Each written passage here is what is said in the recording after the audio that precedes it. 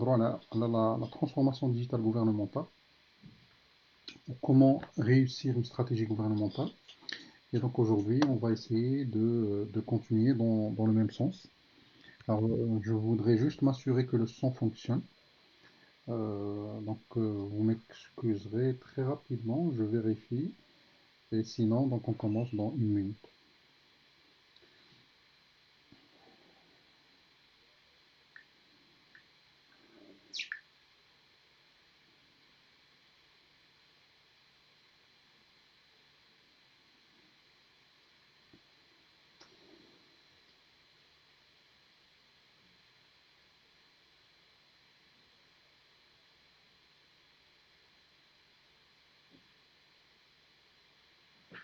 Alors,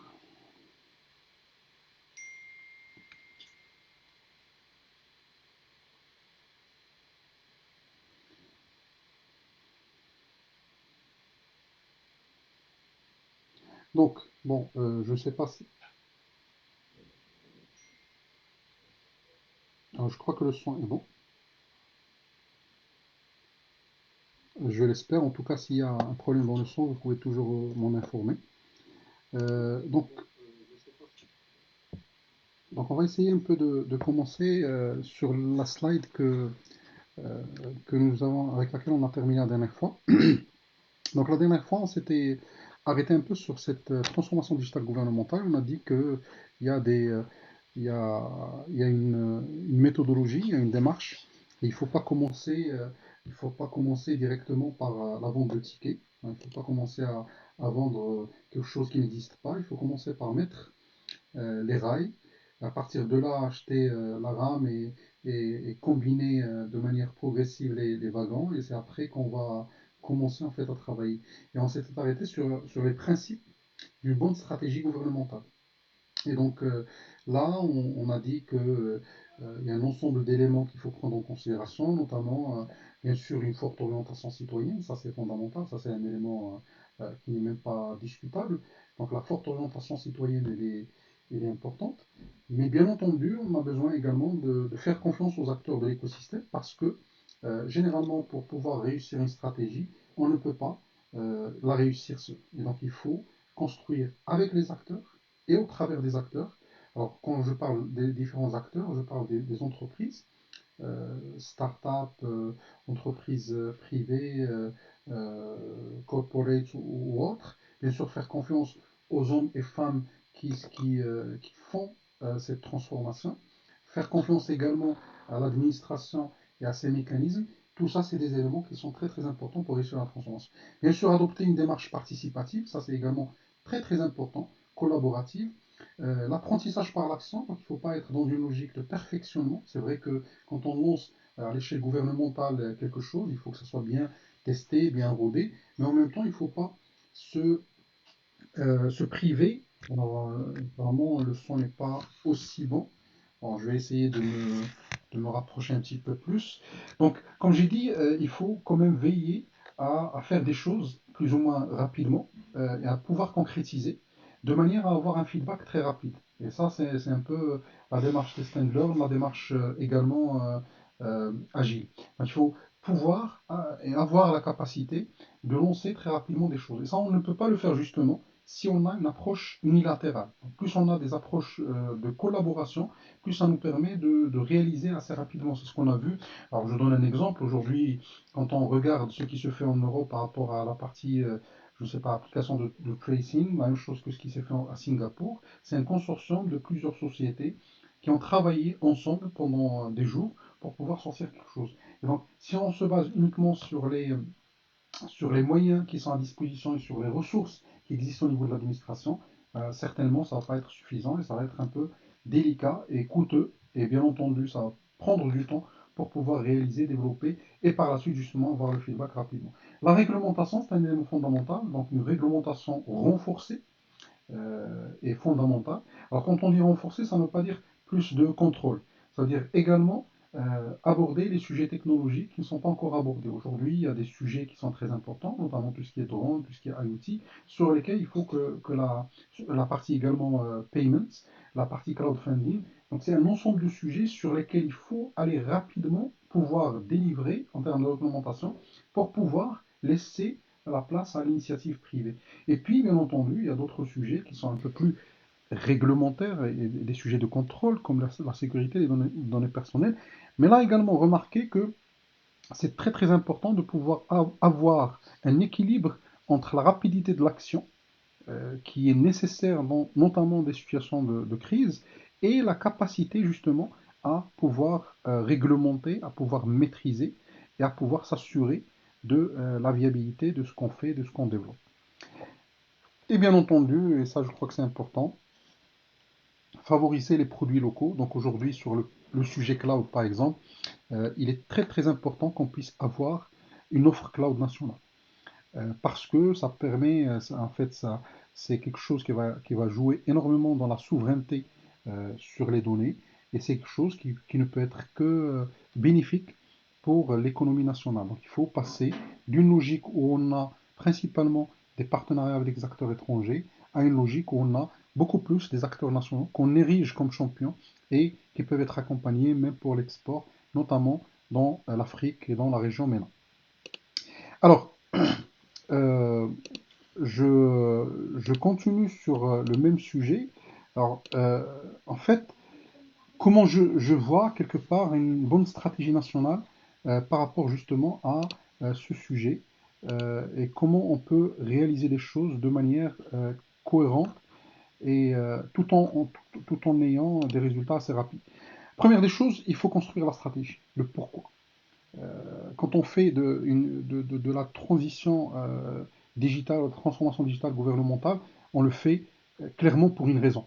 Et donc cet aspect stratégique est fondamental. Alors quand on va parler de stratégie, ben, il faut penser également en termes d'études stratégiques, d'études par rapport au futur, pour pouvoir également de veille technologique, de veille réglementaire, pour vraiment être à la pointe de ce qui peut se faire.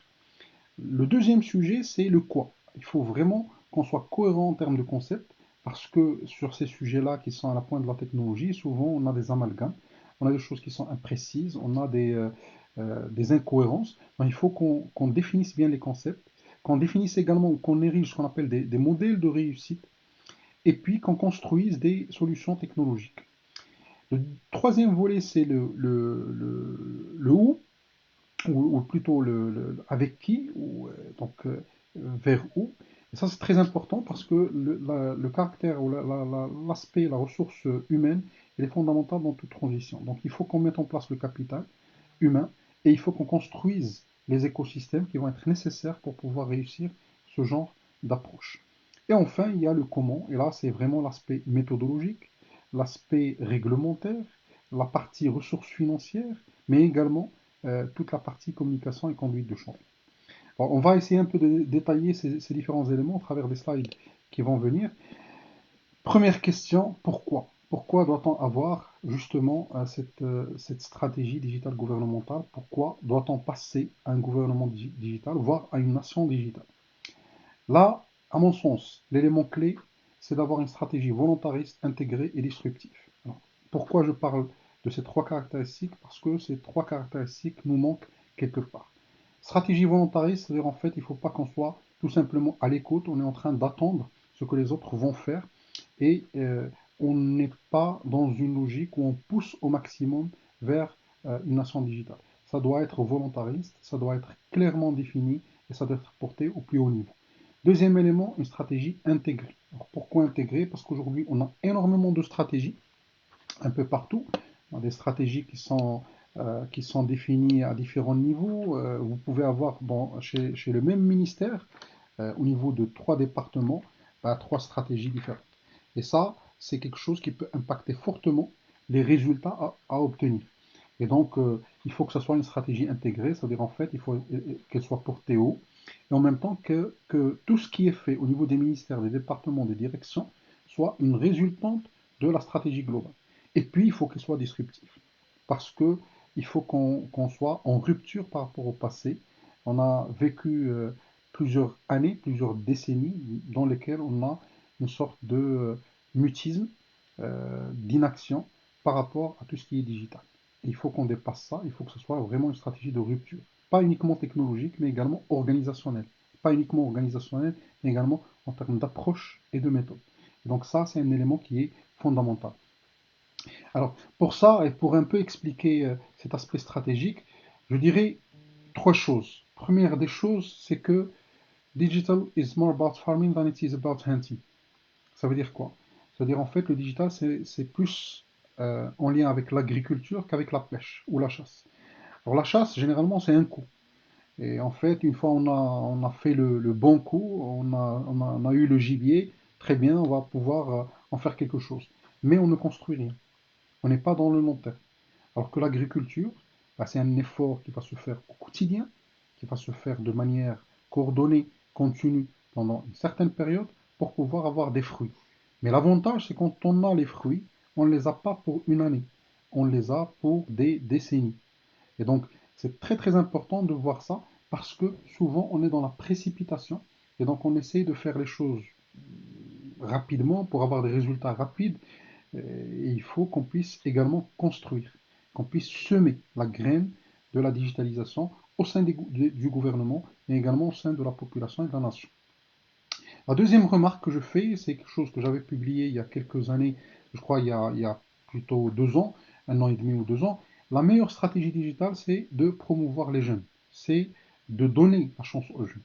Pourquoi? Parce que les jeunes sont de manière native digitale. Et il faut qu'ils soient dans les positions de décision. Parce que si on a une stratégie qui est portée par une ancienne génération, des gens qui ont la soixantaine, qui ont la cinquantaine, qui ont 70 ans, ils ne vont pas avoir le courage pour porter la stratégie jusqu'au bout. Et du coup, on va avoir des demi-mesures et des demi-stratégies. Et une demi-stratégie, c'est de l'anti-stratégie. Avoir quelque chose à demi-mesure, c'est complètement incohérent avec la stratégie. Et donc c'est très très important de donner au pouvoir aux jeunes, et je parle ici de donner le pouvoir à tous les niveaux. Même si je suis dans une administration, j'ai une population de jeunes, ou là en fait des jeunes qui sont au niveau de l'administration, il faut que je puisse leur donner la possibilité de s'exprimer, de réaliser, de collaborer, mais également de prendre certaines décisions qui s'imposent. Et dernier élément, alors ça peut paraître un peu contradictoire, la meilleure stratégie digitale, c'est de ne pas en avoir. Alors ça veut dire quoi? Ça veut dire tout simplement que des fois, la stratégie peut être un frein, peut être une prison. Parce que la stratégie, c'est quelque chose qui est fait pour 3 ans, 5 ans. Le problème, c'est que le cycle technologique dans le digital, c'est un cycle qui est beaucoup plus rapide. Il faut qu'on soit dans une logique assez réactive et pas uniquement dans une logique de prédiction dès le départ et d'un plan qu'on va suivre de manière continue, comme ce qu'on fait dans d'autres projets. Donc c'est très très important également de comprendre et d'intégrer le fait que le digital et la stratégie, c'est quelque chose qui peuvent être dans certains sens contradictoires. La stratégie, c'est long terme, le digital, c'est un rythme effréné. Alors bien sûr, il ne faut pas tomber dans la situation où on va avec toutes les nouvelles vagues du digital, et donc dans ce cas, on ne construit pas. Mais en même temps, il ne faut pas tomber dans l'écueil où on va s'arrêter sur la stratégie, il faut qu'on poursuive la stratégie coûte que coûte, sans prendre en considération les évolutions technologiques et les évolutions digitales. Donc ça, c'est pour le premier volet, la stratégie. Maintenant, alors, qu'est-ce qu'on construit au niveau de la stratégie? Ça, c'est des propositions, mais ça n'engage que moi. Mais disons que pour moi, il faut que, comme j'ai dit, ce soit une stratégie volontariste, un programme et des programmes intégrés, une innovation disruptive. Première des choses, il faut avoir des études prospectives. Ça, c'est très très important, c'est fondamental. Ça veut dire, il faut qu'on puisse se projeter dans le temps.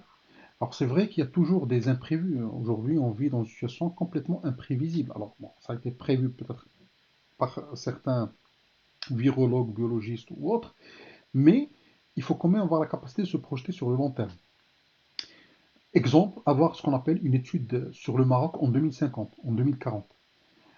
C'est très important parce que si on veut construire des choses, on les construit dans une génération.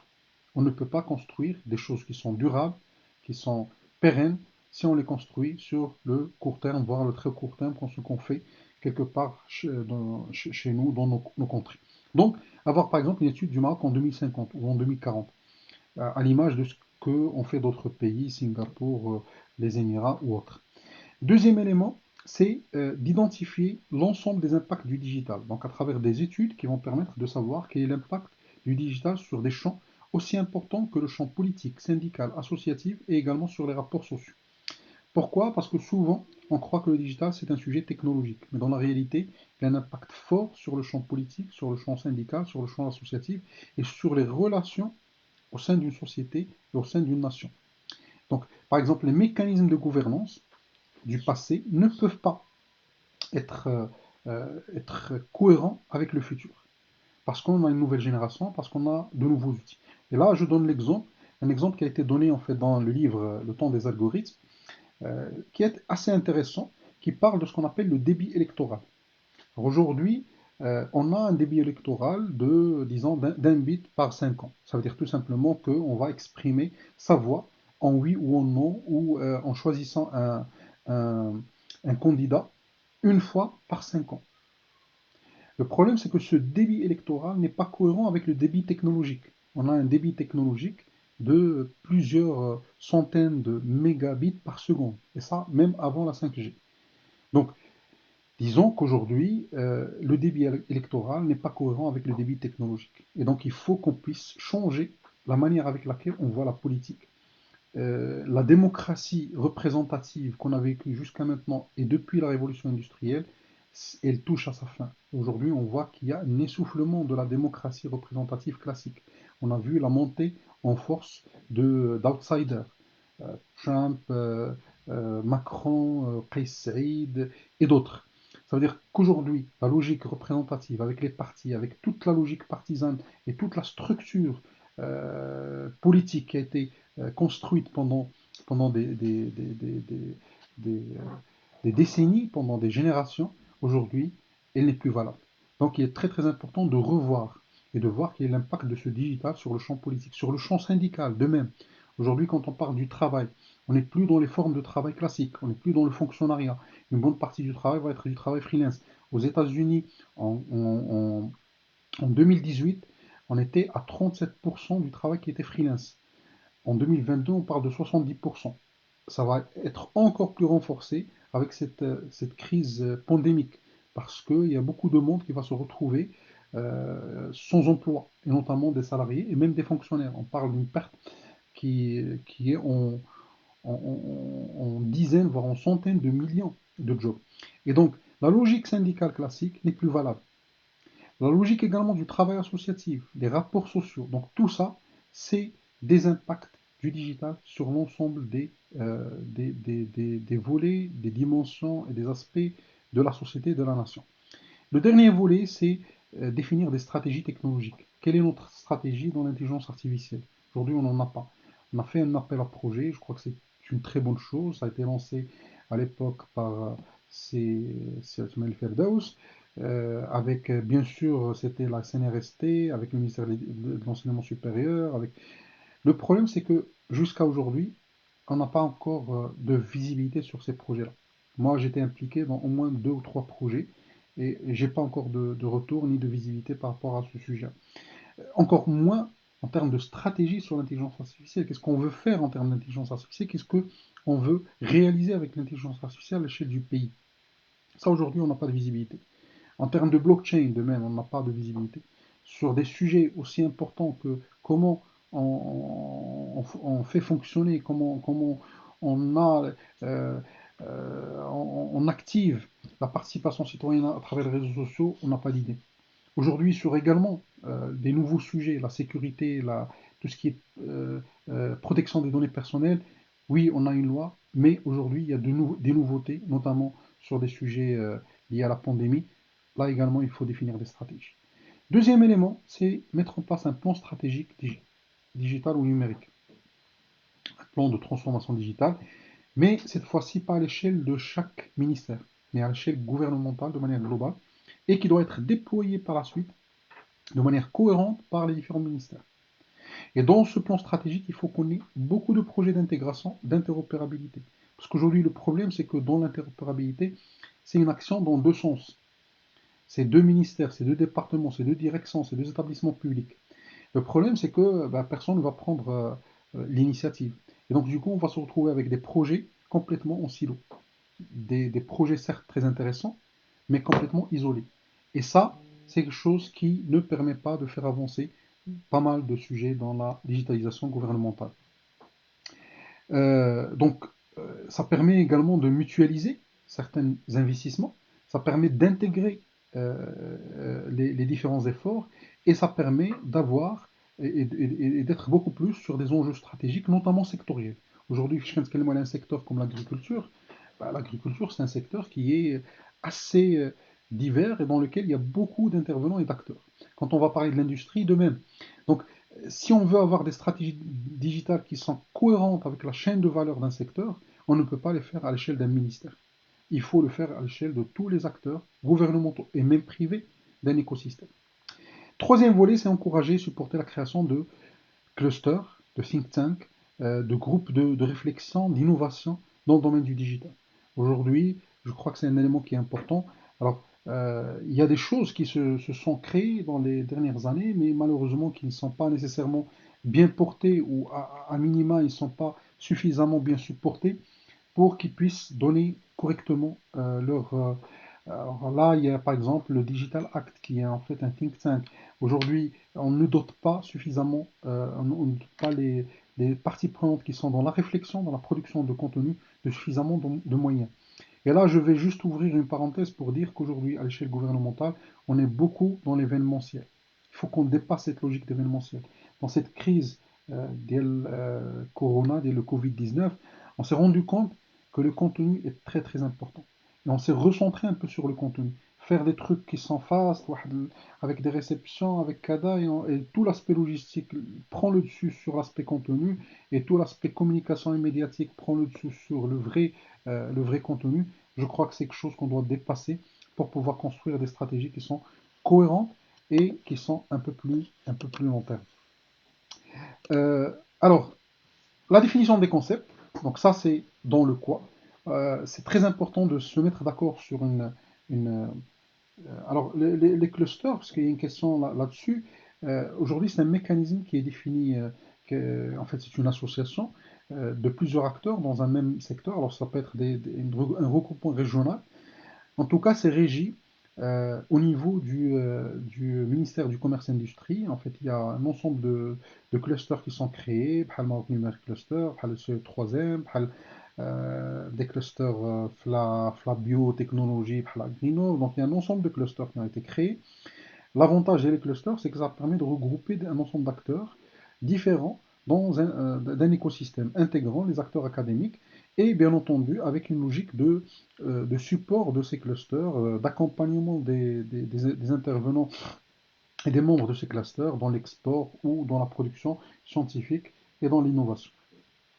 Donc, définition de la terminologie, très important. Il faut qu'on s'accorde sur une définition de ce que c'est que le digital, les différents acteurs de l'écosystème, également les champs d'action, et ainsi de suite. Avoir un référentiel des métiers, des compétences du digital, très très important, bien sûr, avec les universités, avec les associations professionnelles, avec les entreprises, ça c'est fondamental. Et donc le référentiel va également servir à créer des formations pour avoir les profils du digital, les profils de demain. Et également créer éventuellement une structure de veille stratégique et informationnelle, technologique et informationnelle sur le digital de manière à pouvoir capter les nouveautés, appréhender les différentes transitions. Donc ça, c'est un peu par rapport au concept, il faut qu'on soit à jour par rapport à tout ça. Deuxième élément, c'est ériger des modèles de réussite. Vers quoi on veut aller? Il faut créer et promouvoir des success stories, aussi bien à l'échelle gouvernementale, mais également à l'échelle privée. Et il faut avoir ce mindset de performance et d'excellence. Des fois, alors, on est complètement en fait, pris dans une logique de médiocrité. Et en fait, on ne crée pas de vrais success stories qui ont la capacité d'aller à l'international, qui ont la capacité, bien sûr, il faut en créer, il faut en fait encourager pour que ça soit créé, et il faut qu'on fasse la promotion de ces success stories. Il y en a, en connaissance du terrain, je sais qu'il y a pas mal de success stories. Le problème, c'est qu'ils ne sont pas mis en avant, mis en exergue, et ils ne sont pas promis. Euh, alors, le comité de veille économique, non, c'est pas un cluster, c'est beaucoup plus un comité à l'échelle gouvernementale. Les clusters, souvent, c'est dans une logique. On a les industriels, les gens de l'académique, donc les universités, et puis on peut avoir également des entités publiques dans une même structure. Ça, c'est beaucoup plus un comité particulier. Alors, donc, ça, pour le faire, qu'est-ce qu'il faut faire? Première des choses, il faut promouvoir l'excellence. L'excellence, notamment en termes de qualité. Et donc là, il faut qu'il y ait un indice. Alors, il y a des indices qui sont définis par l'ONU, par exemple, mais il faut qu'on ait des indices qui permettent de calculer le niveau de maturité digitale des administrations, des établissements publics. Et ça doit être un élément de base pour pouvoir justement octroyer le budget. Donc plus votre score de maturité est important, plus on vous octroie un budget. Et ça, c'est important pour promouvoir l'excellence. Promouvoir également l'esprit de compétition. Donc on peut avoir des compétitions à l'échelle euh, des ministères. Alors il y a une tiers, mais on peut en avoir encore plus. Et il faut que ça soit mieux maîtrisé et avec des logiques plus scientifiques, mais également promouvoir des compétitions existantes par rapport aux startups pour créer de la valeur au niveau également du privé. Et puis des mécanismes d'accélération. Alors il y a aujourd'hui des mécanismes qui sont faits par des acteurs de l'écosystème, comme la Factory ou d'autres, mais il y a d'autres mécanismes qui sont un peu plus orientés vers l'action gouvernementale. Alors l'exemple que je donne ici, c'est un exemple qui s'appelle en fait Dubai Future Accelerator. Ils ont mis en place un accélérateur, mais avec des entités publiques et avec des startups et des porteurs d'idées. Et l'objectif, c'est de pouvoir réaliser l'idée et avoir un contrat à la clé, à la fin de cette accélération. Ça, c'est très très important parce que ça permet de recentrer l'effort et l'activité des acteurs sur la production de valeur, sur également les choses qui sont prioritaires et urgentes chez les administrations.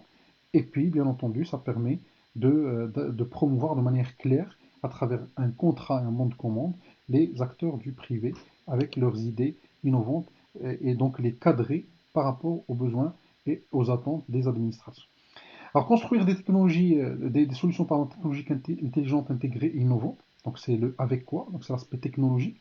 Pour moi, ça c'est très très important. Alors, dans ce sens, il y a plusieurs sujets. D'abord, il faut construire avec les entreprises marocaines, dans le cadre de partenariats publics-privés, dans le cadre également de la gestion déléguée. Il y a des exemples, comme l'exemple le portail de l'urbanisme ou de l'urbanisation qui a été construit dans une logique de partenariat ou de gestion déléguée. Des fois même, on peut être dans une logique de partage de profit.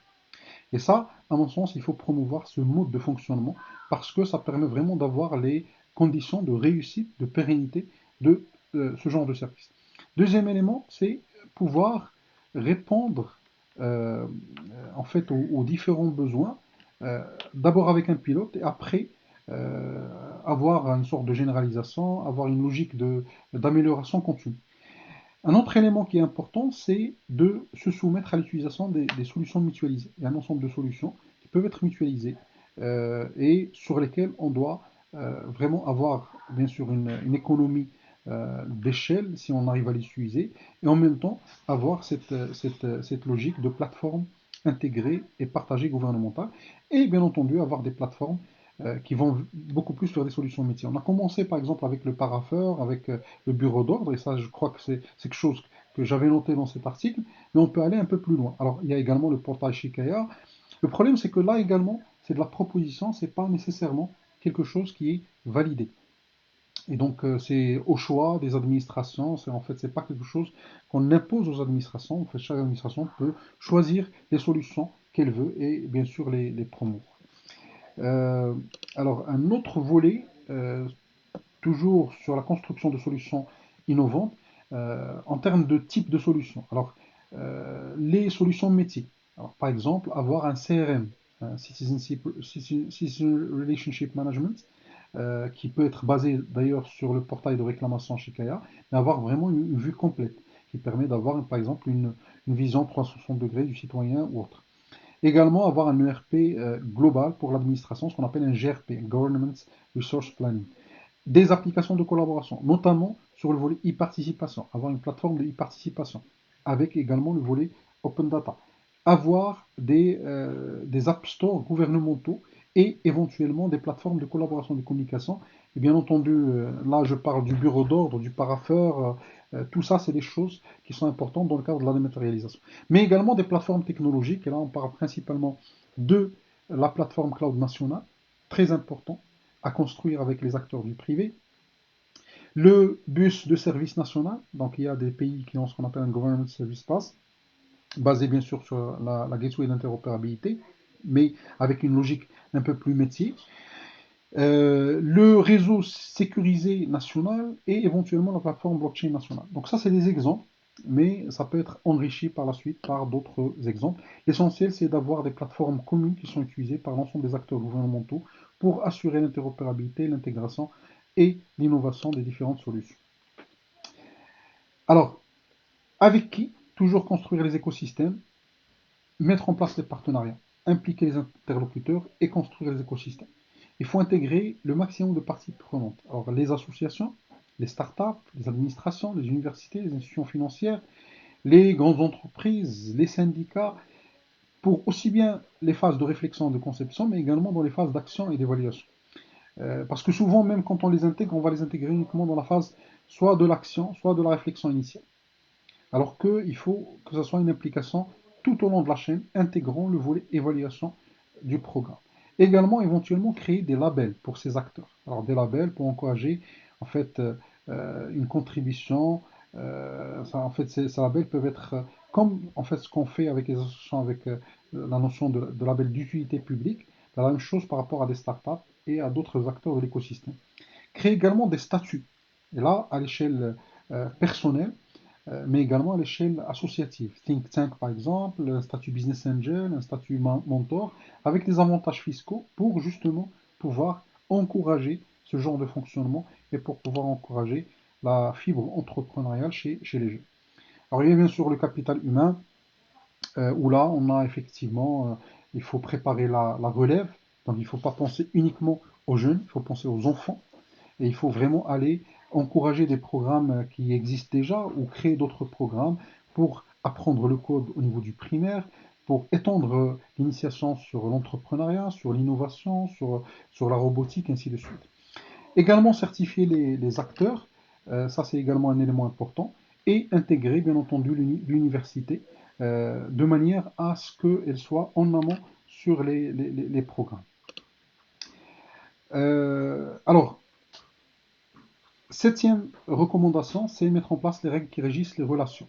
Donc là, c'est principalement accorder l'horloge réglementaire avec l'horloge technologique. Aujourd'hui, les deux cycles ne sont pas cohérents et il faut qu'on ait une réglementation qui accompagne les solutions technologiques.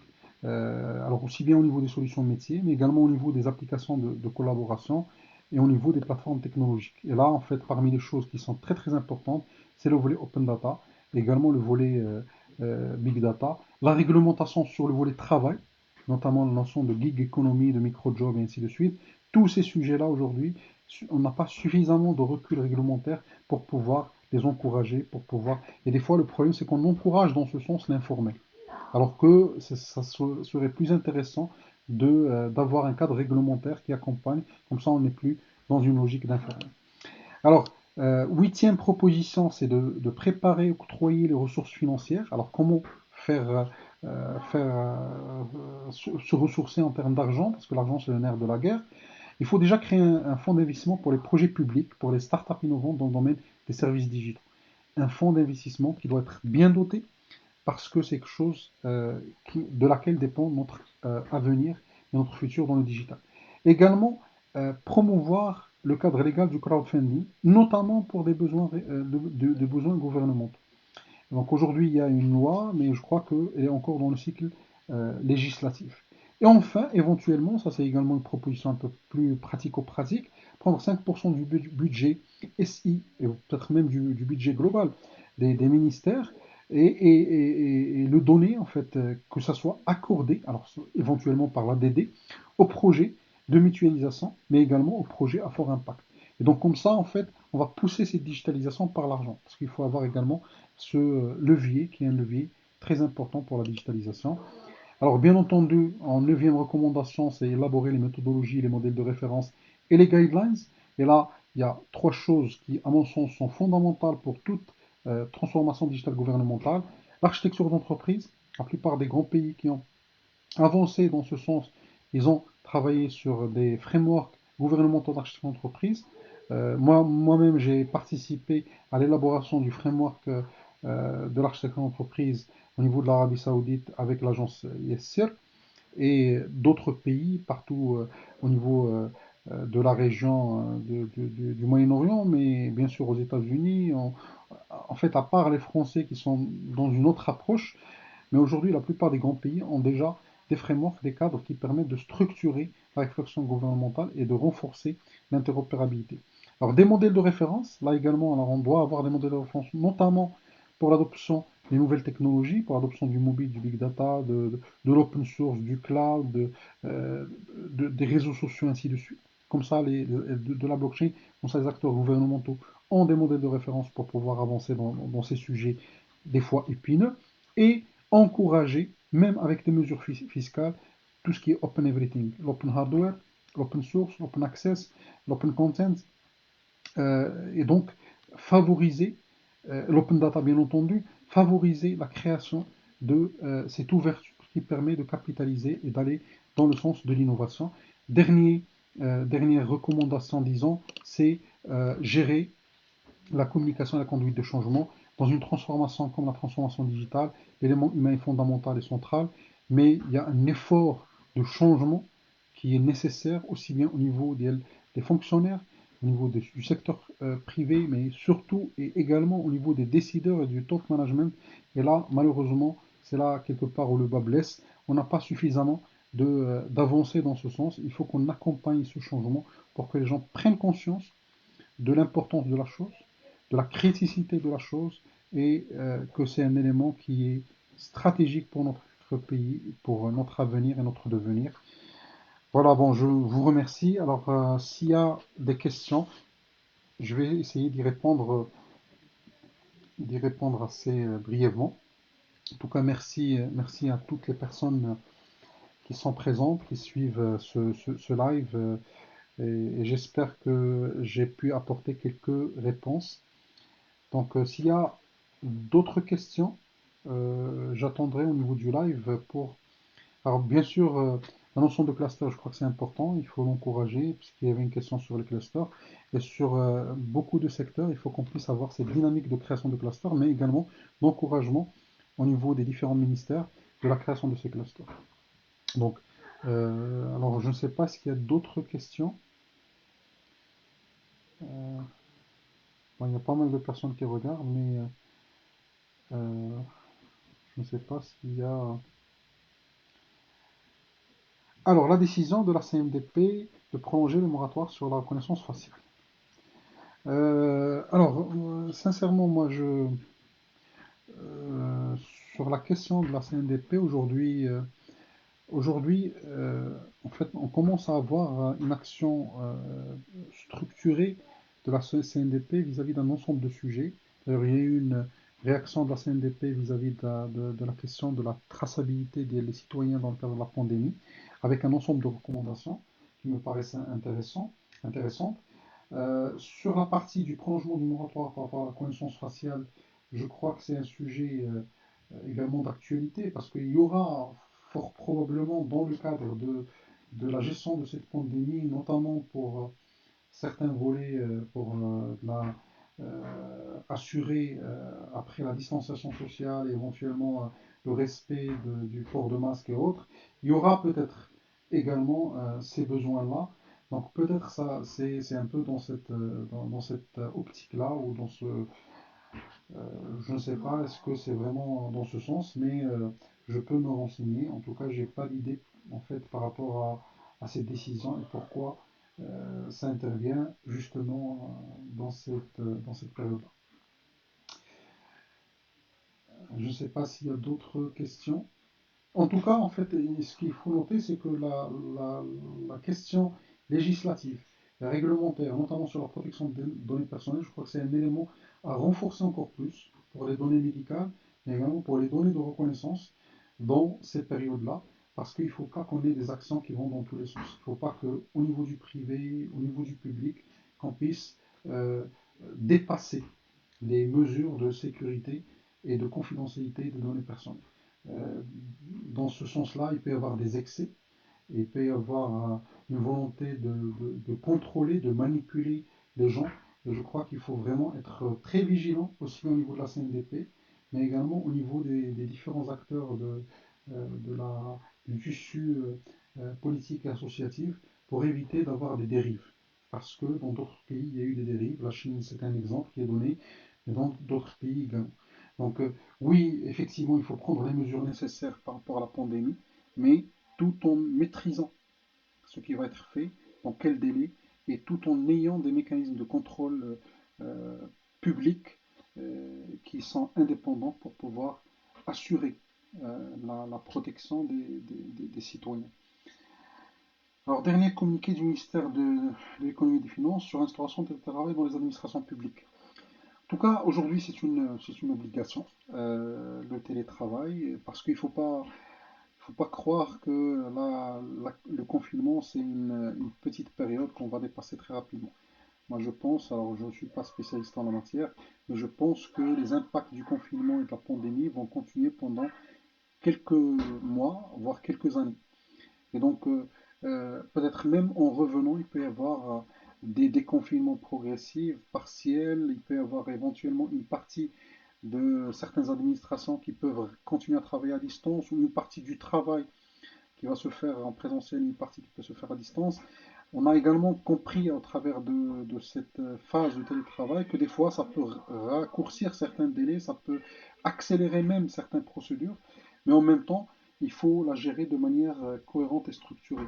Moi, je trouve que le guide qui est sorti sur la partie instauration du télétravail est intéressant. Il faut encore l'enrichir, l'accompagner par des mesures concrètes. Il faut également qu'on puisse être dans l'approche orientée résultat et non pas dans l'approche très procédurale.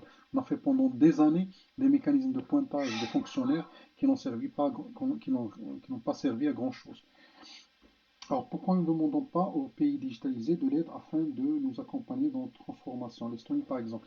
Alors moi je ne crois pas, que aller dans une logique d'aide, moi, je crois en la puissance de l'open source. S'il y a des choses qui existent par ailleurs, pourquoi ne pas les réutiliser? Je crois que ça ne peut être que bénéfique. Donc ça, oui. Par contre, en fait, l'Estonie, bon, si je vous donner l'exemple de l'Estonie, il faut savoir que même historiquement, c'était un peu la DSI de l'URSS. Donc c'était un pays qui était dans la technologie depuis longtemps. C'est un pays qui est petit de superficie, mais également en termes de nombre d'habitants, qui a des particularités en termes de climat, qui ont fait qu'il a construit son propre modèle. Je crois qu'on n'a pas les mêmes, on ne part pas des mêmes postulats. Donc il faut qu'on cherche notre propre modèle. S'inspirer, oui. Aller chercher là où il y a des choses open source pour réutiliser, pour ne pas réinventer la roue, oui. Mais en même temps, il faut construire son propre modèle par rapport à la digitalisation. Une autre question, il faut pas que ces droits sur les données personnelles soient bafoués sous contexte de la pandémie. Tout à fait, tout à fait. Et ça, je crois que c'est de notre devoir, de nous tous, d'être vigilants pendant cette période-là pour pouvoir s'assurer qu'il n'y a pas mauvaise manipulation. Oui, on peut avoir de la bonne volonté à l'échelle gouvernementale, mais il ne faut pas oublier qu'on a des antécédents. On a eu des cas d'injustice, des cas de personnes qui ont été traquées. On a quand même une composante sécuritaire dans notre pays qui est assez forte, il ne faut pas l'oublier. Et donc ça peut appeler à des dérives. Il y a eu des dérives auparavant, et si on n'est pas vigilant, il y aura encore des dérives. Donc il faut vraiment qu'on soit vigilant par rapport à ça et qu'on ne se laisse pas faire. C'est vrai qu'en temps de pandémie, il y a des mesures qui sont exceptionnelles, mais il faut traiter l'exceptionnel de manière exceptionnelle. Il ne faut pas qu'on ait ce qu'on appelle du temporaire qui dure. Alors pour l'intégration de l'université, ça ne passe pas uniquement par les équipements, mais aussi par le développement des programmes.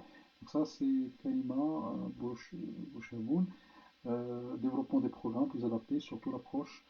euh, alors je suis tout à fait d'accord et je suis complètement aligné par rapport à ce que vous dites. Euh, je crois que l'approche qu'on a eue jusqu'à maintenant par rapport à l'université, c'est une approche de financer, d'avoir une autonomie, financer les programmes de recherche. Et après, je crois que l'université doit être un peu plus rapprochée du secteur privé, des acteurs privés, mais en même temps qu'elle ait d'autres mécanismes de gouvernance. La gouvernance universitaire aujourd'hui ne permet pas d'aller de l'avant et ne permet pas d'avoir cette agilité qui est nécessaire pour la digitalisation. Également, n'a pas la capacité de s'adapter par rapport aux nouveautés qu'on va vivre dans cette décennie. Moi, je crois que cette décennie va être une décennie exceptionnelle à tous les niveaux. Euh, Politique, géostratégique, économique, technologique. On aura des chamboulements majeurs. Et donc, du coup, il faut qu'on soit prêt. Il faut qu'on soit préparé. Il faut qu'on puisse mettre en place les mécanismes de proaction à l'échelle universitaire. Et ça, aujourd'hui, je crois qu'on ne l'a pas.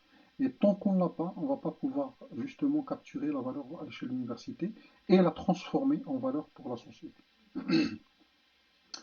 Alors, je ne sais pas s'il y a d'autres questions, je ne sais pas si j'ai raté des questions, mais en tout cas, j'espère que j'ai été assez clair. Alors, s'il y a peut-être éventuellement une dernière question, euh, le cas échéant, sinon je crois que on a rempli notre contrat, on a rempli les 45 minutes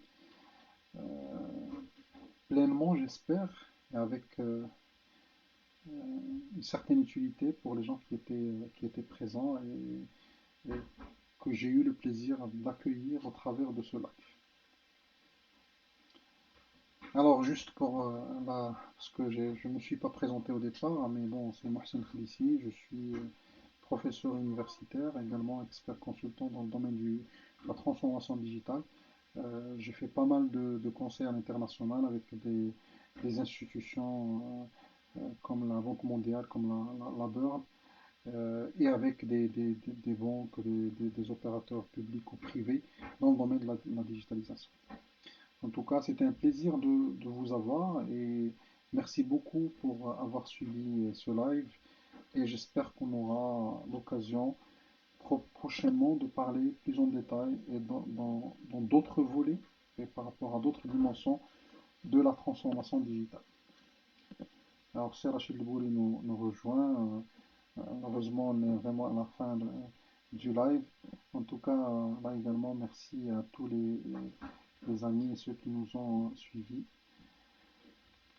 Donc, sauf dernière question, je vais terminer le live. Merci également pour toutes les personnes qui ont rajouté, qui ont posé des questions, qui ont donné le fond de leur pensée, de réflexion, pour votre générosité et pour votre contribution.